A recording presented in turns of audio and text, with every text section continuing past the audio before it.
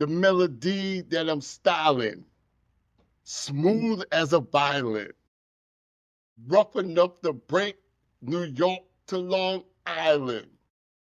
My wisdom is swift, no matter if my momentum is slow. MC still stand stiff. This is the Way Left Podcast. I'm your co-host, Kevin K. Dog Phillips. My co-host is not here today. He is somewhere in the world, don't know. Certainly care, but I don't know. I'm going to try to call him later on. I've texted him a few times. We're supposed to get on today to talk about who? the nigga. Always, just always is doing this shit. So, look, I predicted it. I said it. I said last week when I was on vacation in Virginia that Puff Daddy, he going home. He going home. And then I thought about it some, and I was like, I was kind of bugging. I didn't really mean none of that. You know, I don't want him to go home, and I certainly said that over and over and over again. But I wasn't really sure. I was like, you know, he might get backed up. But I always said people don't understand them charges, and so when you charge somebody with a crime, and you explain what he did, and I still don't understand the crime, you won't. Now everybody understand murder, right? You kill somebody, he's like that's an easy. You explain what he did, and you like that's murder. I know what that is. But when you start talking about sex trafficking, racketeering, that, you're like, I don't really know what that is. Okay, well look, tell me what he did, and then I'll understand why that's racketeering. You do that, and then everybody is still like, I don't get it. So you got to walk. So in the midst of all that, I wanted to illustrate why Puffy is the worst thing ever to come into the world of rap music and hip hop, or hip hop and R&B as it were, in the early to mid '90s. And so I was going through a bunch of videos. I wanted to find the clip that I showed in the video of Big and what's his name? Eddie something, in the car getting pulled over, ignoring the cop. Like that's something you could just do out here in these streets. And I want to show that just to show just the level of irresponsibility that these niggas had. Can't call them brothers. That's them ain't my brothers. Eddie, okay, and Eddie was young at the time. He didn't know no better. He's come into a higher vibration, you know, over the years. Still a comedian, you know. So of course you're gonna dibble and dabble in a little bit of wildness, but you know, you can see the growth in Eddie.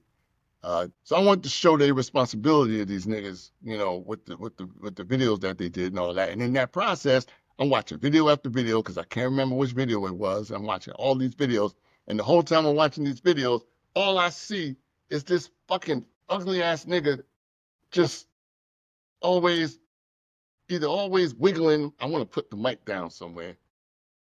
Just always wiggling, either always wiggling or standing there looking nasty, like standing in such a way where you wouldn't even want him around you if you saw him like that. Just like, yo, what you doing? Get, get away from me, yo. What is you doing? I'm watching the videos on YouTube trying to find the clip that I'm looking for, and all I see is this. I hit play, and I see this. And I hit pause, and I see this. So it's just, like, oh, man. Damn. Stop it. Why you so gay? Damn, you gay. Why you so gay? But I found the clip that I was looking for, and I used that. And even when I saw that, I was like, yo, he even more gay. Look, Pete, check this shit out. Just so gay. You crazy. Who got two shorties in the bed? I understand that he took a call. He didn't make a call. He took a call. But who takes a call with shorty in the bed? Who invites niggas over to the crib when you got shorty in the bed? Who do that? I don't do that. Who do that? Why are you inviting jokers over at the crib at midnight? 12 o'clock. 12 o'clock, you're supposed to be smashing or sleeping. You got a shorty in the bed. Nah, you inviting two sausages to the you why you got so much beef in your taco? You already got enough beef for the taco. You want to bring in more beef. You need some lettuce. You need some tomatoes. You need some salsa moringa. You need some quesadillas. You don't need no more beef. You got enough beef. You need to add a little cilantro, but no more beef. Too much beef. You got yourself a little fish taco. You put a little beef on the side, little carnitas. Why you ordering more beef? Oh my God. Just always stop it. You grossing me out. I remember I was watching the Hulu um, production of the Wu-Tang TV series. It did like 3 seasons of this Wu-Tang TV show. It's a really good show, by the way. It's a really good show. Check it out. Watch it. It's produced by Wu-Tang members, produced by the RZA, of course, Zigzag Zigalaw. And there's a scene, the RZA meets Puff, like outside a radio station or outside of a studio or something like that. And the dude playing RZA was kind of exaggerated with the way he portrayed the RZA. There was a lot of yo, what's up, yo? The RZA was kind of like that, but he wasn't that. He kind of overdid it a little bit. But he sees Puff and he's like, yo, what's up, Puff? And apparently, Puff is played by his son in the TV show. And he's sitting there on these bright ass Versace shirts and shit, and he's just standing there talking to him and shit. And I'm like, nah. RZA wouldn't have recalled this meeting with Puff if they just met outside and he was just standing there normal, kicking it. Nah. He remembered that shit because when he met Puff, the nigga was probably standing there looking at the RZA like this. And he's like, hey, yo, Puff, yo, stop moving, yo. Why you moving so much, yo? Stop moving. Why you, what? Yo, Puff, why you moving, yo? Yo, stop moving. It's too much wiggling, yo. You wiggling. Yo, stop moving, yo. Word is bond, yo. I'm about to spaz on you, yo. Stop moving. Why this nigga move so much? Then, of course, I had to see all the shiny suits in the videos. All right. So all these shiny suits, yo. And I know that the locks came out a few years after they signed with Bad Boy and all that there, and they would do a show and they would take all the shiny suits and they would rip them off and kick them on the stage and yeah, fuck them shiny ass suits. But y'all niggas wore them shiny ass suits for a minute. Who came up with the name, by the way? The Locks. And what? Who came up with smoked salmon as your name? Well, the cream cheese and a bagel is good, but it's better with some lox. Lox. Lox is smoked salmon. If you go to a Jewish deli in New York City, you go in, if you order a New York bagel, in most delis, if you order a New York bagel, they're going to give you a plain bagel, cream cheese, and some lox. And y'all motherfuckers said, yeah, that's dope. I'm call my rap name Lox. The Lox. Smoked salmon. The fuck does that mean? Styles P. The fuck kind of name is that? Jada Kiss. What kind of name is that? Sheep Luch. The fuck fuck kind of name is that? You like Arab and Italian. Like the Iron Sheik meets Lucky Luciano. My name is Sheik Luch. What the fuck kind of name is that? What the fuck is wrong with y'all? Then the nigga Jadakiss jumps all the way out the window and starts introducing himself as Jada Moi. The fuck? Yeah, y'all, it's Jada Moi. Nigga, the fuck did you just do? Did you just smooch at me, nigga? You smooching at what the fuck? Why you smooching? Don't never introduce yourself to me like that again, yo. Fuck is wrong with you? I go to meet this nigga, yo, I'm a big fan, Joe. Yeah, smoked salmon and shit. Word, my favorite type of bagel, yo. Yo, Styles P, word is bond. Yeah, yeah. What's your name again, yo? Sheik Luch. Okay, that's cool. Yo, what's your name again, brother? I forget. Yeah, they call me Jada Moi. Oh, nigga. Back the fuck up, yo. What the fuck did you just do? Yo, shit crazy. Jada Kiss. It's the Jada. Mwah, mwah.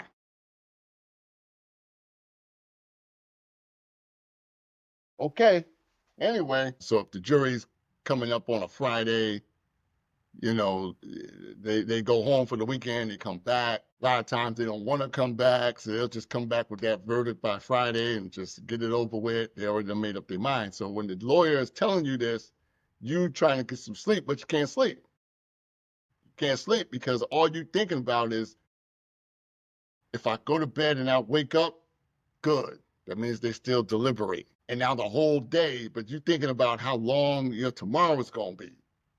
Damn, I'm gonna be up all day. I'm gonna be thinking about this shit all day tomorrow. You thinking about it all night trying to get some sleep because you don't want them coming back quick. Puff got the same news. He got the same news. And it's a 4th of July weekend. So they even more concerned because they like, yo, they're gonna come back quick because they're not gonna want to come back here after a 3-day weekend. You know, them just the facts. They off, Friday, they ain't gonna want to come back. They want to get this over with. And so he goes back to his cell because they denied his bail, and he's like, oh shit, man, you know what I'm saying? And then you get the call, bam, it's over. Damn. He ain't sleep all night. He been up all night. If he's a human being with at least some semblance of his humanity still left, where he's still just a person, he's up all night. And then he gets the call and he's got to come back downstairs and the verdict is in and shit. And then he hears the verdict and Puff Daddy fell asleep that night for the first time in a long time. He's at time served.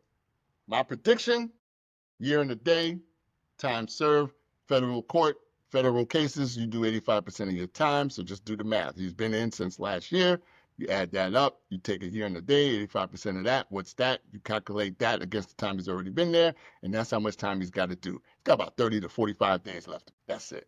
That is a win of all wins. You sleep good hearing that news. So year and a day is what I predict. Um, you got about 30, 40 days to go before he's out, and he'll be out. Now, I heard a pretty good, not a pretty good conspiracy theory, but I heard somebody else bring up the same conspiracy theory about the tapes. They went up in the crib to get the tapes, so that he can't blackmail the people that are on these tapes. Okay. I've been saying all along, all I'm hearing about is some chick, Cassie or whatever her name is, that he turned out. He just turned out some chick. That's all he did. Where's all the celebrities and all this, that, and the third? Where's that? I don't see none of that. People are saying, well, they got the tapes are gone. He can't use them against nobody because we got them now. So he can't use these tapes against nobody. Matter of fact, we can use these tapes against people if we want because now we got them.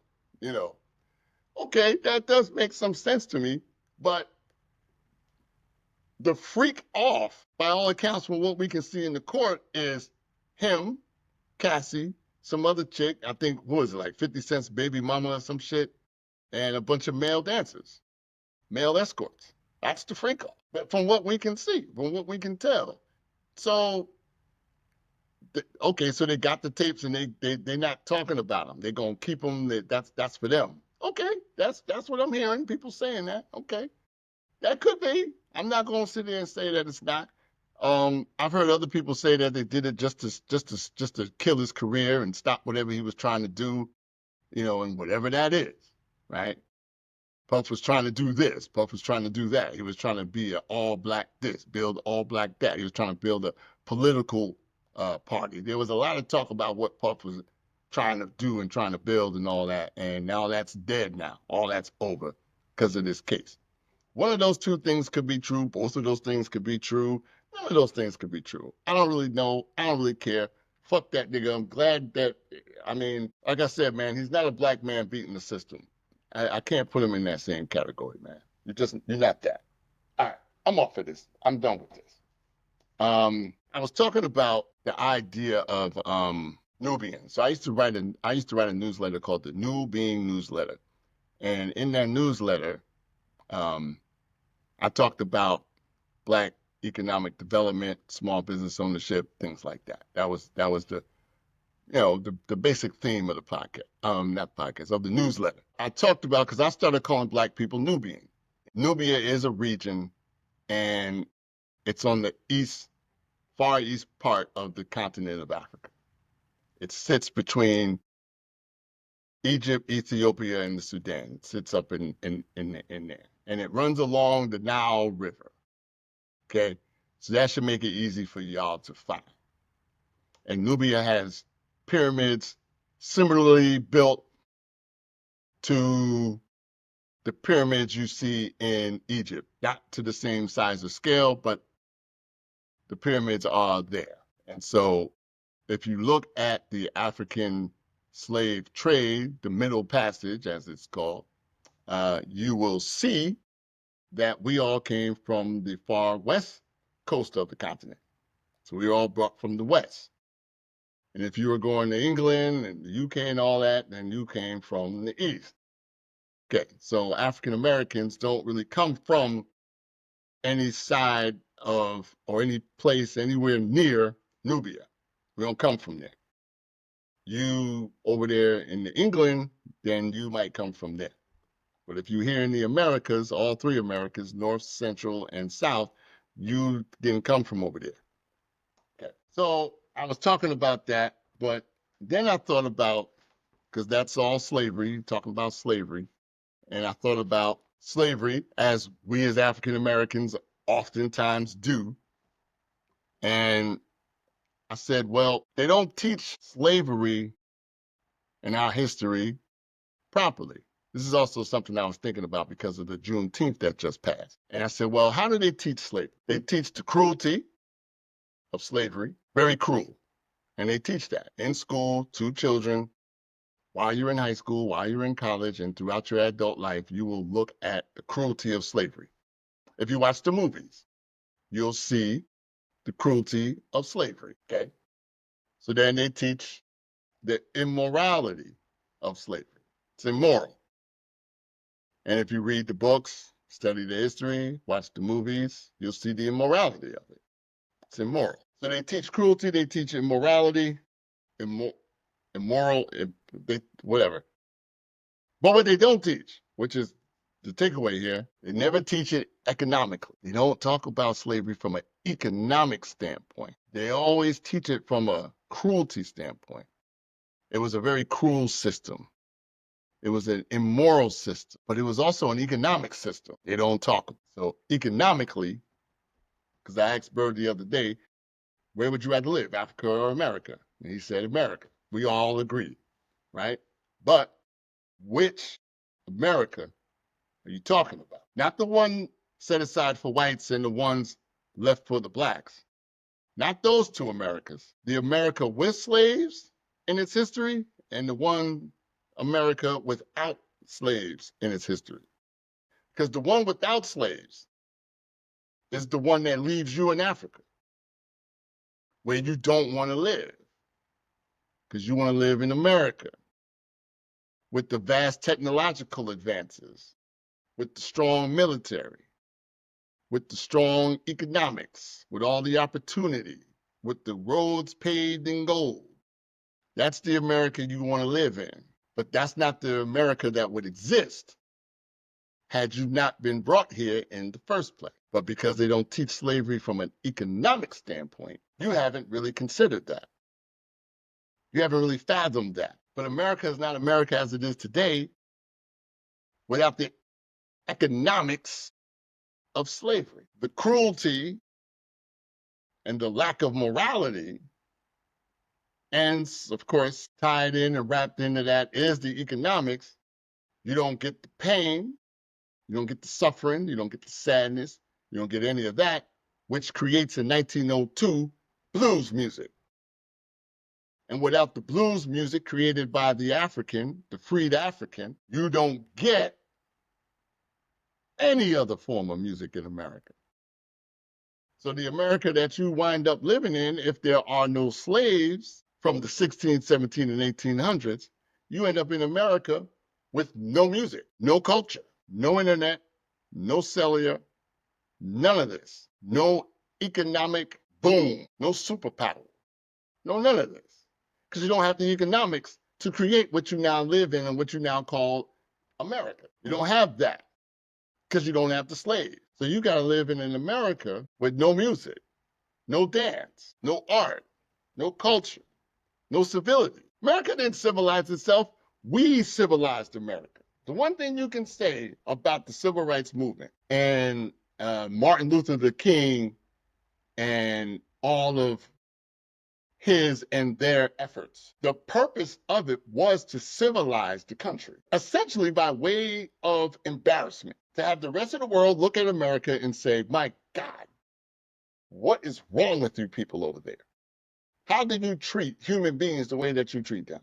How do you have segregation? How do you have Jim Crow laws? How do you have lynching? How do you have these things in modern society? And so their goal was to embarrass America to the point where it had to civilize itself. But America was never civilized. When those people came here, now I shouldn't say never, it was civilized before that white man got here. But after that white man gets here, he can't civilize this. There's no, he's not a civil human being. He's not a civil, he doesn't have civility in his culture. They treat the women like property. They treat the black man and woman like property. They treat the children of those slaves like property. They wipe out the Native American. They fight a war to declare their independence through terrorism. That's what they did.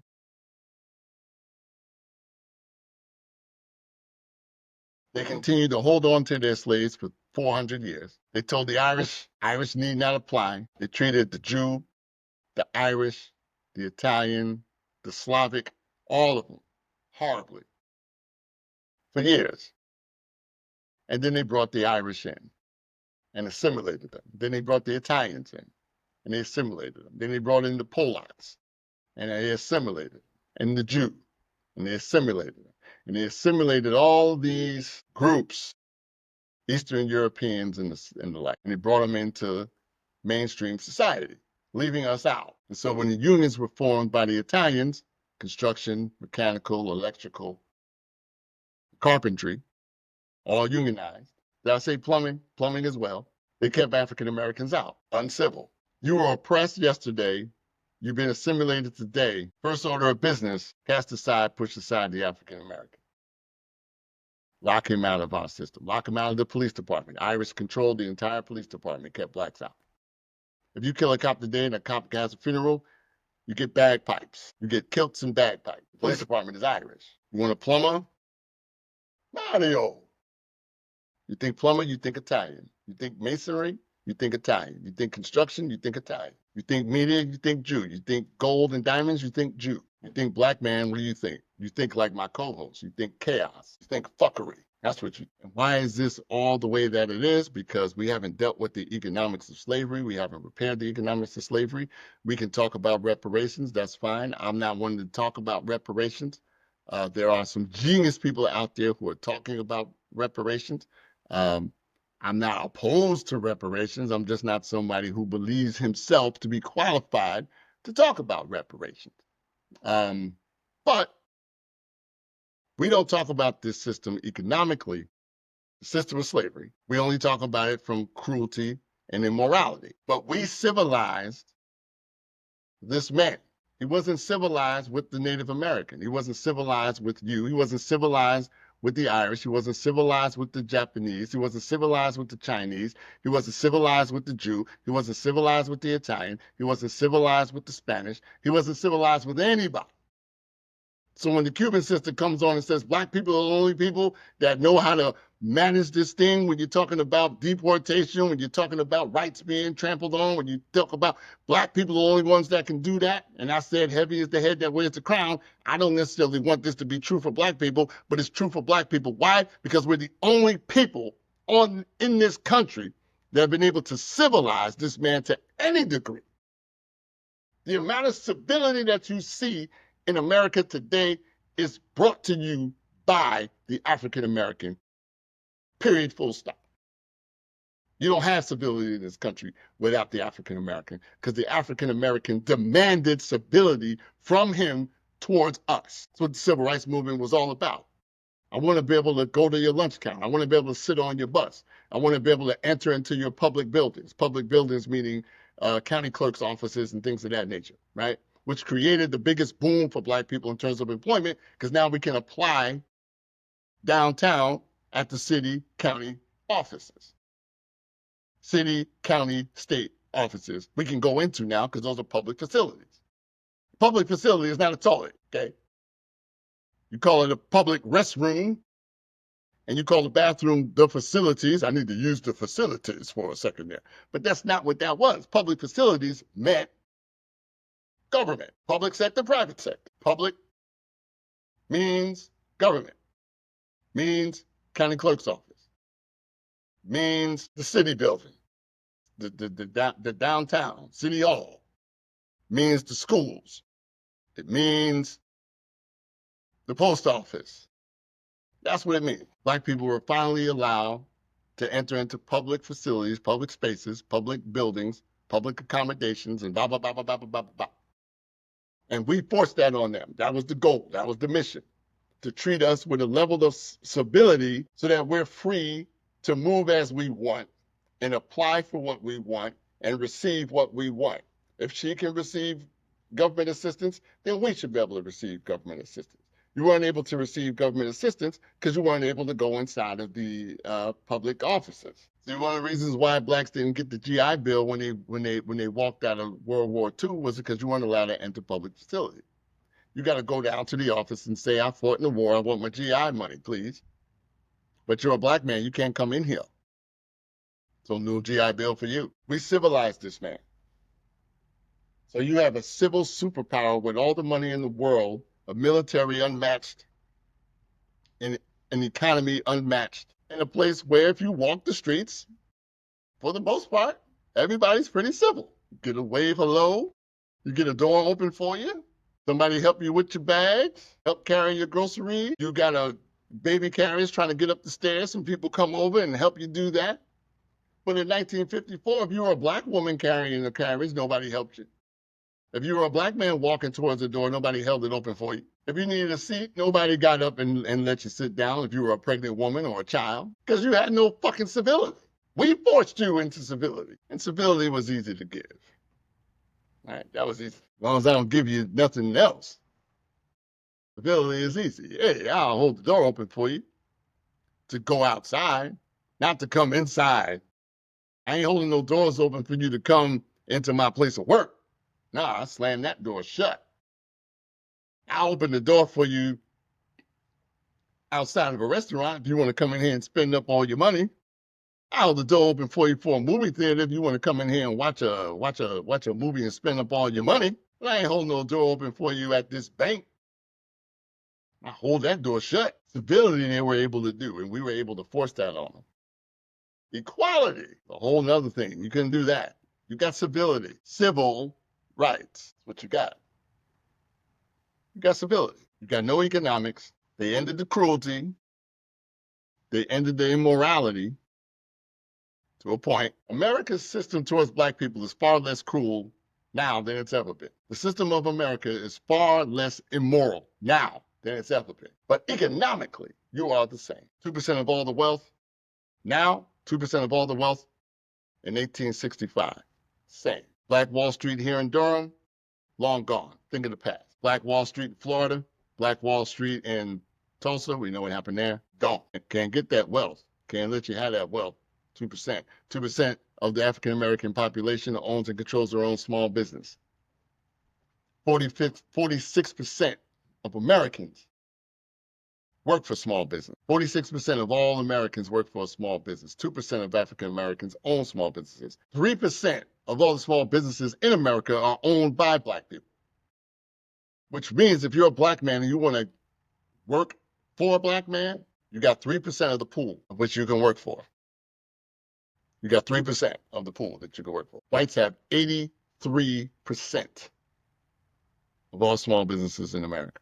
Somewhere between 83 and 87%. I think Latinos own 5, Asians own, I forget what it was now. I think it's 83 for whites, 17 for Asians, 7 for Latinos, and 3 for blacks, something like that. And that math probably adds up to 100%.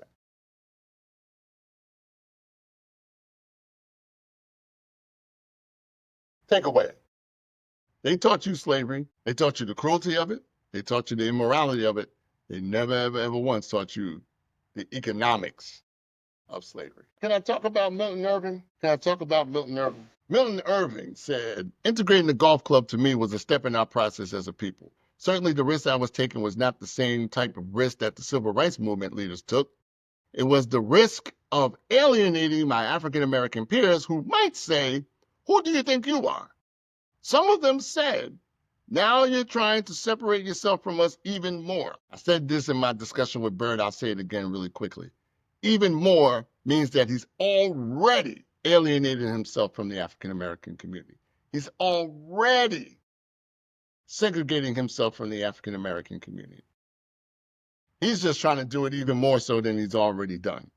Or why don't we get together and form an African American golf club? Why do you have to join this high society institution? I responded by saying, well, there had to be the first African American who went to Harvard, and quite frankly, there's going to have to be the first African American to join the, I don't know how you say this, Balls Roll Golf Club. It's a golf club. Fuck who I care what it's called. This quote from Milton Irving was printed in Harry Louis Gates' book, America Behind the Color Line. I read the entire book. Harry Louis Gates is another one of these Uncle Tom-ass Negroes, whatever. What he's saying here is that our acceptance in the mainstream America's fabric is more important than our own development. He's not wrong in comparing his country club membership to the civil rights movement in the sense that they're both based on acceptance, seeking, asking, maintaining acceptance to the club, whether that club be the learning institutions, the job markets, or an actual golf club. Irving believes the American dream belongs to everyone, so go get your piece of it. Most pieces he obtains makes him first, not the first man, but the first black. The first man did it decades ago, so the American dream is actually already owned by someone. Irving just wants to be able to share it with its owners. You Negroes out here still pining for acceptance by this honky, by this white man, not white people. White man meaning a system of oppression in America. Honky or white man is shorthand for white supremacy and a system of America built on oppression and racism. I'll just keep it short and sweet. I can use more colorful language, but I'll leave it at that. This is from Milton Irving again. I tried it a couple of times with a few of my colleagues. There was a golf course we were trying to buy and have it not as an African-American club, which means that he doesn't want to have an exclusive African-American club where just African-Americans are allowed to join, even though the golf club that he's trying to join was exclusively white, made no bones about it, was exclusively white. He's trying to integrate it. And he's afraid to purchase, develop, and create a golf club that excludes all other race groups, or at least excludes whites, or at least just only allows black. Not necessarily trying to exclude anybody. I'm just saying that we only let blacks in here. Not as an African American club, but certainly African American ownership and something we can be proud of. I wrote, who the hell is we?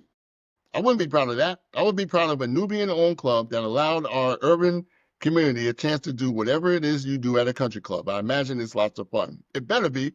Milton shells out $8,000 a year to be a member of the Baltimore club after he's already paid $25,000 as an initial fee. I was real tempted to continue to read what I wrote, but I'm gonna let it go because my larger point when I was writing this back then and just formulating the ideas.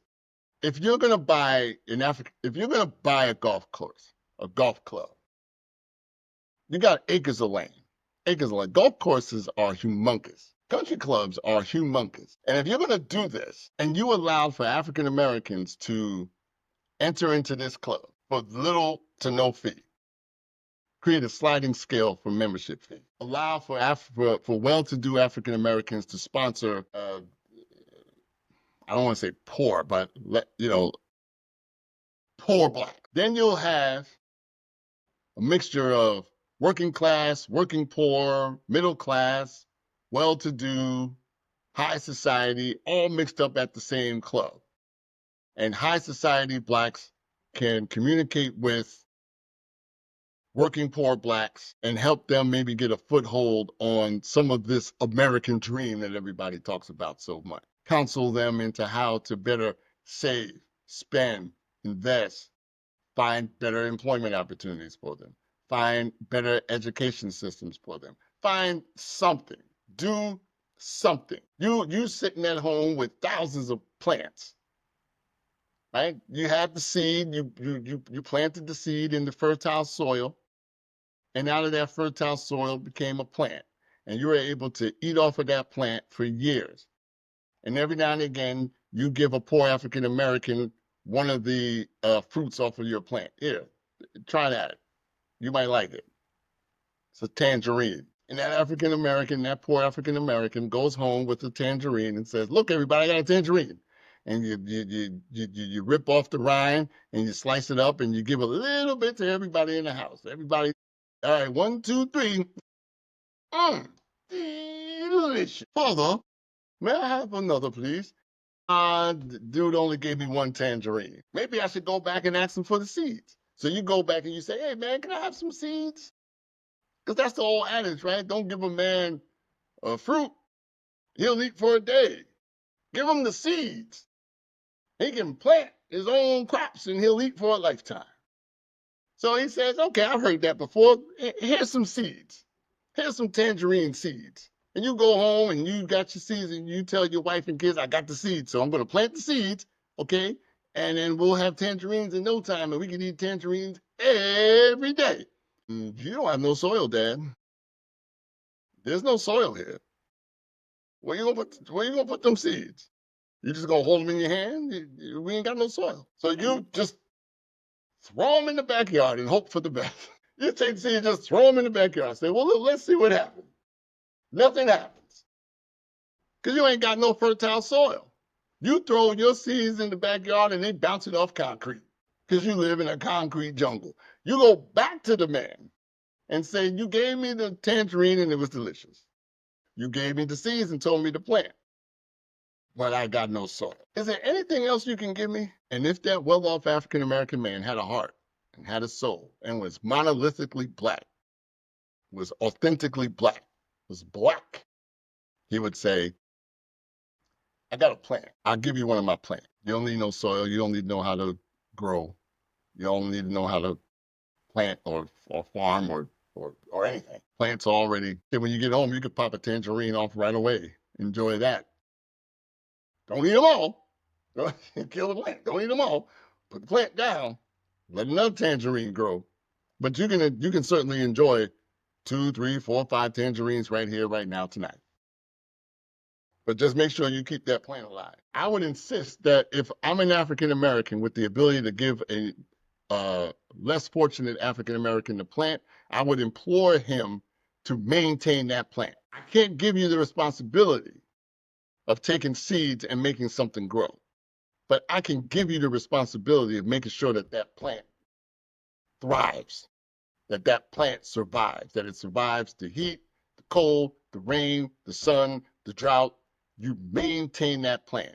You have to maintain the plant, brother. That I can't do for you. I have no problem with that. Any African American, any well off African American who gives a black man a plant, and that black man comes back a month later and says, my plant's dead. I ate all the tangerines and I didn't water it. I didn't put it out in the sun. I didn't turn over the soil. I didn't do any of that, man. And the plant died. Can I have another plant? You have my permission to tell him, listen, man, we tried. We did this already.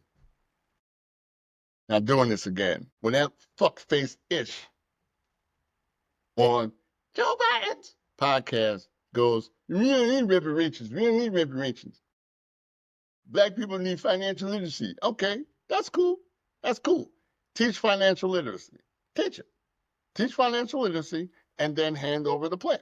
But his argument is if I teach you financial literacy, then you'll have the tools to do what? Take these seeds and plant your own crop. No, that's not what the fuck I'm talking about. Teach me financial literacy and then give me the plan. If you're concerned about my ability to maintain this plant, teach me how to maintain a plant and then give me the plant. Don't teach me how to maintain a plant and then give me seeds. I'll be fair about it. I'll do you one better. Don't give me the knowledge and information. Today's mathematics is understanding. Don't give me the understanding on how to deal with, I lost my train of thought. Don't give me the skills to grow a plant from a seed and then give me the seed and then also teach me how to maintain the plant and then wait for to see if my plant develops. I would say, to be fair, that's a good place to start. That's a conversation. We can debate that. We can talk about that. If you teach me how to plant the seed and then you teach me how to care for a plant and then you just give me the seeds, we can debate whether or not that's sufficient. But what's not sufficient is that you give me seeds and say, go figure it out. What's not sufficient is that you tell me you're going to have to maintain your plant once it grows. But I'm not going to teach you how and where to plant your seeds. That is the non-starter in terms of a conversation about this. Bird talked about each one teach one. Do it in the home, do it in the house. Get every single African American on board by teaching in the house. Okay? This is from Milton Irvin's daughter. At the time, she was a teenager. I don't understand why they being poor black children, I don't understand why they would be jealous instead of proud of the fact that we are well-to-do black community, are a well-to-do black community. Don't you want that for your community if you're black? Shouldn't you be happy for us because we are well-to-do and we're going somewhere? This comes from the then 16-year-old Viola Irving, daughter of Milton. Far be it from me to attack a teenager's thoughts and opinions, but they're scary in the level of disconnect. She then goes on to say the kids who criticize the middle and upper middle class blacks could make it somewhere. Now, let's peel it back. Let's peel it back. That fucker better not become mayor either. Shouldn't you be happy for us because we are well-to-do and we're going somewhere? We're going somewhere. My life is set. I'm going somewhere with my life. The kids who criticize the middle and upper class blacks could make it somewhere. If you're going to have this each one teach one mentality, if you're going to have this teach in the home, if you're going to have that, then you have to be very, very, very, very careful of what you teach. Because if you teach this shit and you produce a 16-year-old girl who says we're going to make it somewhere and you guys could too, maybe, possibly, well, then you're teaching the wrong thing. You can't teach that. That girl is the future. She's going to hold the keys to the castle at some point. Young African-American people who started, anybody who was 16 at the exact same time that she's 16, This is 2010, so this is 15 years later, so she's 30 years old. Can any of those kids at that time come to her at this point, now that she's 30 years old, and talk to her about investment capital? Talk to her about anything. Talk to her about investing in community, investing in business, investing in education, putting some of us on. Where do you work? Let some of us work where you work. Hold that door open for me.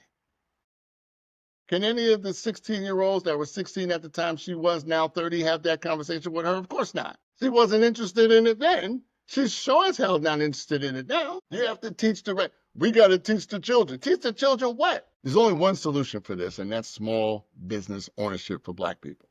That's the only way out of this. Every other group enjoys the ownership, complete ownership of their own industry. I just laid them down a minute ago. Italians own construction. Irish own the police department. Koreans own laundromats. They own small business, but they own laundromats. They own nail salon. Chinese own Chinese restaurant, but they own car repair shops, bicycle shops. They own small businesses. Jews own diamonds and Hollywood and entertainment. They own a large portion of the sports franchises that we all root for. Jews own basketball teams, football teams. Jews own movie studios, newspapers, and magazines. Nobody reads those anymore, I know. They own the diamond district. They own the garment district. Anglo-Saxon whites own everything else. What's the industry that African Americans own and control? So you have to start there. You have to have ownership of an industry. This industry belongs to African Americans. Where do you get Mexican food from? Mexicans. Where do you get Chinese food from? Chinese. Where do you get pizza from? And Italian food? Italians. Nobody wants to eat Irish food, so they don't bother with Irish food. But there's Irish pubs all over the place. And I guess sometimes a little corned beef and cabbage or a little fish and chips. Irish love the potato, but that's all about. And who don't love pizza? Who don't love Chinese food? Who don't love Thai food? Who don't love Mexican? Who the fuck wants to eat soul food? And how is this the only food that you produce? Soul food's cuisine is limited. 90% of it is sugar. Sweet potatoes are pie filling. The macaroni is sugar. The cheese is protein, but the cornbread is cake. Yeah, the smothered turkey legs, that's also protein. But the Louisiana crunch cake or the red velvet cake that you have afterwards, that's sugar. The sweet tea that you have, that's also sugar. The biscuits that you have, that's also sugar. It's a sugar diet. It's a diabetic nightmare. If diabetes wanted to survive and thrive, it would say, for now on, and it controls the world, for now on, soul food. There is no other food in the world, just soul food. You'd be like, damn, diabetes? Yeah, yeah, that's how diabetes rolls. So what is this soul food diabetes? What is it? It's candied yams, macaroni and cheese, sweet tea, corn cake, red velvet cake. That's for dessert. Biscuits, gravy, and smothered turkey legs and wings. Diabetes, that sounds terrible. I don't want to eat that shit. Yeah, you're going to eat it because diabetes is here to stay. And I ain't going no place. You don't see nobody walking into no soul food restaurants ordering a bunch of shit. I ain't never seen an Italian in a soul food restaurant. I see blacks every day ordering pizza. I ain't never seen a Chinese person in a soul food restaurant. I see black people ordering wings and fries all the time. I ain't never seen no Thai man, Thailand person going into a soul food restaurant. Even Caribbean restaurants now dabble in soul food. You can go get oxtails and gravy. You can get rice and peas, plantain, roti. You can get all that at a Caribbean restaurant. But at most Caribbean restaurants nowadays, because it's cheap, it's quick, and black people will always order it, they're now incorporating fried chicken. Ooh, fried chicken. Love fried chicken.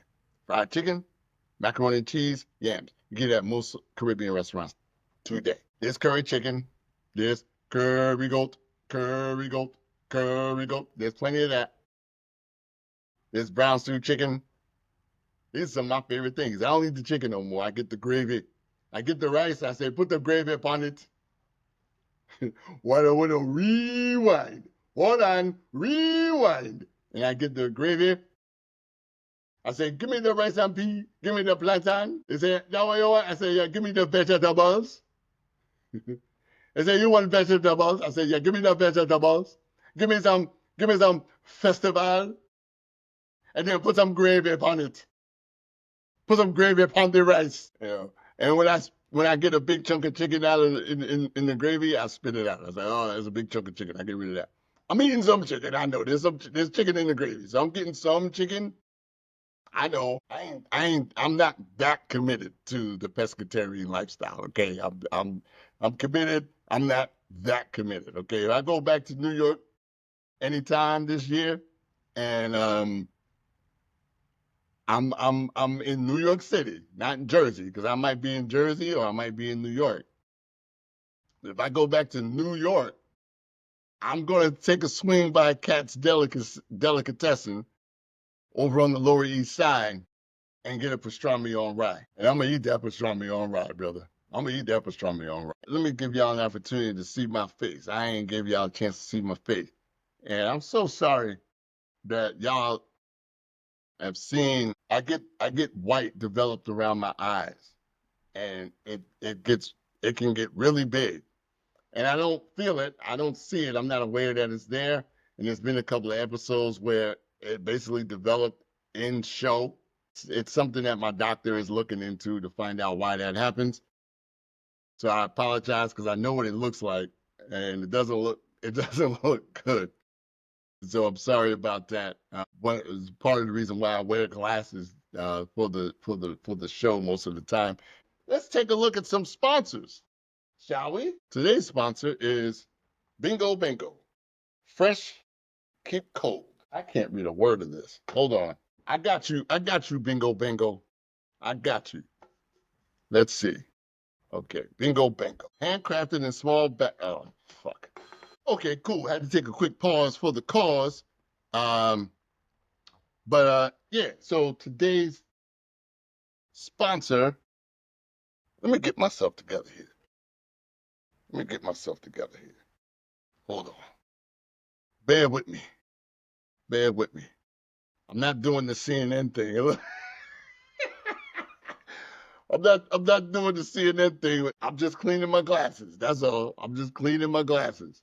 Yeah, let me get it up so y'all can see what I was doing. I was just doing this. That's all. I was just doing this. All right. All right. So I got it straight. All right. Today's sponsor. Let's get into today's sponsor today. Today's sponsor is Bingo Bingo. Bingo Bingo, handcrafted in small batches. Bingo Bingo's, my God. Wait, hold on.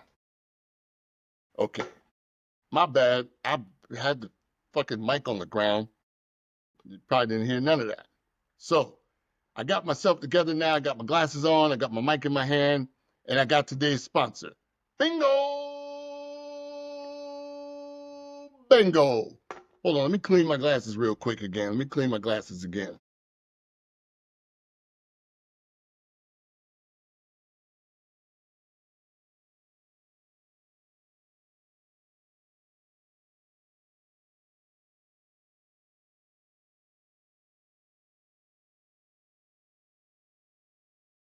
Oh my God, dog, what the fuck is wrong with you, yo? This is CNN. All right, so handcrafted in small batches, Bingo Bingo Soda brings you bold fruit flavor with only water, pure cane sugar, and fruit juice. Born and raised in Winston-Salem, North Carolina, our mission is to provide the world's freshest and most authentic craft soda experience while spreading love through individual creativity, fun, and the arts in every form. This is Bingo Bingo, y'all. No, no, no. Fuck is y'all doing? This is Bingo Bingo, y'all. I hope I'm turning that off. Okay. All right. That's Bingo Bingo, y'all. That's Bingo Bingo. And the website is bingo-bango.com. bingo-bengo.com. Bingo-bengo.com. It's a black-owned business. I will suggest to you to get the strawberry lemonade. It was my absolute favorite. I bought more of those than any other flavor that I tried, and I tried about 4 of them all together. Wow, look at that. Okay. Can't even order. Can't even order. Jeez. All right. So, just give y'all a little bit of what they got going on there. Yep, that's the brother I met. Big, strong, handsome brother. He's married, ladies, as far as I know. I'm pretty sure I met his wife as well while I was out there. All right, let me get out of here. That's enough of that. Well, it's never enough, right? Never enough. We always want to showcase our black business owners and take these glasses off. Our black business owners, both male and female. We love you all. We wish you the greatest of success. If you're in the Durham or the Harlem area, be sure to check out Black Fro Centric on Etsy. Superman! Make sure to check out Black Fro Centric on Etsy, where you can pick up a Durham shirt in this same font, many colors. This is a puff material, so you get like a little 3D version on your shirt. It also comes in Harlem. Listen, when the viewership grows, I would like to hear about prideful cities that have a lot of pride, not pride, but pride. Like Austin, Texas. Y'all are a prideful city. Portland, Oregon. Y'all are a prideful city. Of course, you have San Diego, Chicago. You got Detroit, home of the Motown. Of course, there's Harlem and Durham. Nobody cares about Raleigh. So all you people from Raleigh, nobody cares. My hometown of Franklin, New Jersey, nobody cares. My other hometown of Yonkers, New York, nobody cares. Okay? Nobody wants to walk around with a Yonkers t-shirt. All right? But if you think your city is cool enough, dope enough, popular enough, that people from all over would wear your city on the shirt, let me know. I'll make one. I'll give you one if I like the city. But it can't be Austin, because I already did that. I already named that one. It can't be Portland. I already named that one. It can't be Chicago, because I already named that one. It can't be Detroit, because I already named that one. It's got to be one I ain't never thought of. Like Albuquerque. Can't be Columbia, South Carolina, because most people are going to think Columbia, not Columbia, South Carolina. Ain't nobody going to think Columbia, South Carolina. They're going to think Columbia. They're going to think cocaine. So those are my 2 sponsors for the day. Let's go ahead and do a third sponsor for the day. Third sponsor for the day, pleasantries. Do you like to smell sexy? Do you like to be sexy? Do you like to make all the ladies say, ow? Do you want the ladies in the house say, ow? Say, ow, then get yourself some pleasantries. Also available on Black Fro Centric. No, let me say it the right way. Also available on Etsy.com/BlackFroCentric. I will, at some point, I swear to you, make the Black Fro Centric website. An e-commerce website where you can purchase nothing but African-American made products. And I will do that in my lifetime, so long as I live for another 3 to 5 years. If I don't, I got bigger problems. And that building the website will be the least of my problems if I'm not around 4 years from now. So yeah, it's on Etsy for now. I want to get it on my own website, and that will be blackfrocentric.com.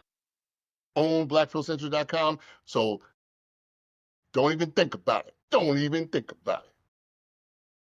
Let's put that logo for Black Fro Centric up right now. Put it up, bam! Let's go ahead and put that Pleasantries logo up on the screen. Put that Pleasantries logo up on the screen right now. Put it up, bam! Go ahead and put that Statehood logo up on the screen right now. Put it up, bam! Every state has a hood. That's why I call it Statehood. Durham is the hood. North Carolina is the state. Statehood. I'm the, hey, hey, hey, don't fuck around. I don't want to see statehoods all over the motherfucking place. Leave my shit alone. I came up with that. Sue your ass. All right. What else I got? I got pleasantries. I got statehood. I got bingo bango. Hey, this is my daughter's painting. I love my daughter. I love my son too. I love all my kids. I got a gang of them. But it's just so goddamn cute, man. She just does the cutest shit. She does the cutest shit. I love this. This is so damn cute. And it's got glitter on it because she's a fucking girl. So of course it's got glitter. I told her to make me a Spider-Man. Spider-Man was my favorite what do you call it? Superhero growing up. I love Spider-Man. So I told her to do a Spider-Man because she's done other faces, characters that I don't know who the fuck they are, uh, because I'm not a 13-year-old girl. But she did a bunch of those, and like I really like that shit. I really do. So to my daughter, you're the best. You do such good work with your art. I'm so proud of you. I'm so glad that you found something that you love. You probably can't make a living at it, but so what? You said you wanted to be an interior designer. So look out for my daughter when she becomes an interior designer in 8 years. Because that's about where she's at with it. Let's see, what other bullshit that I got going on here? Because now I feel like fucking around. And I ain't really got nothing to fuck around about.